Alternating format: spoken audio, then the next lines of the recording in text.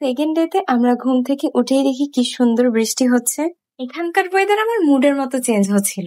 তারপর বোট আমাদের নামিয়ে দিয়েছে টেকের ঘাট, আর আমরা রেডি হয়ে একদম বলিউডের নায়িকা চলে এসেছি লাকমা ছড়াতে।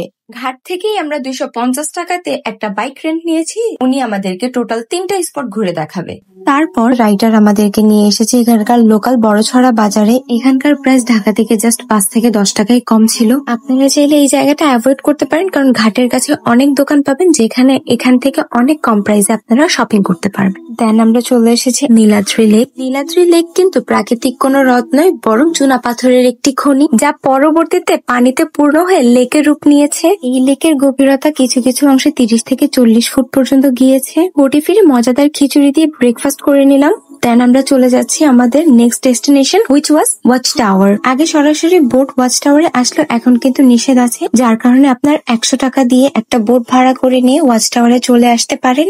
এখানে আসলে কিন্তু আপনি এখন ভাসমান স্তূপার সোপও পেয়ে যাবেন। পানিতে ভেসে ভেসেই কিন্তু চা কফি খেতে পারবেন। তারপর আমাদের বোটের ছোট্ট মাঝি আমাদেরকে অনেক সুন্দর গান শুনিয়েছে।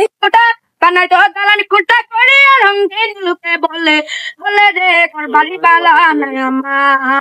গান শুনতে শুনতে বোটে ফিরে এসে আমরা আমাদের দুপুরের লাঞ্চটা সেরে নিই। আজকের লাঞ্চে ছিল মুরগির ঝাল ফ্রাই, রুই মাছের ভুনা, সাথে একটা ভর্তা, সাথে সালাদ। খাওয়া দাওয়া শেষ করেই আমাদের এখন রেডি হয়ে যেতে হবে, বাড়ি ফিরতে হবে এই হাওর ছেড়ে। দুপুর গড়িয়ে সন্ধ্যা হতে ওয়েজেস আর চিকেন ফ্রাই চলে আসছে নাস্তা হিসেবে। তারপর শেষবারের মতো হাওরে ভেসে ভেসে মজাদার চা খেয়ে আমাদের 2 রাত 1 দিনের হাওরের ভেসে থাকার গল্প এখানেই শেষ হচ্ছে। বোনাস টিপস হিসেবে অবশ্যই তোমরা মিনিমাম 7 দিন আগে বোট এবং বাস বুকিং দিয়ে রাখবো, আদারওয়াইজ পছন্দ মতো বোট বাস না পাওয়ার পসিবিলিটি বেশি থাকতে পারে। সো দেখা হবে আবার নতুন কোনো ভিডিওতে, নতুন কোনো জায়গায়। Thanks for watching me. Allah Hafiz.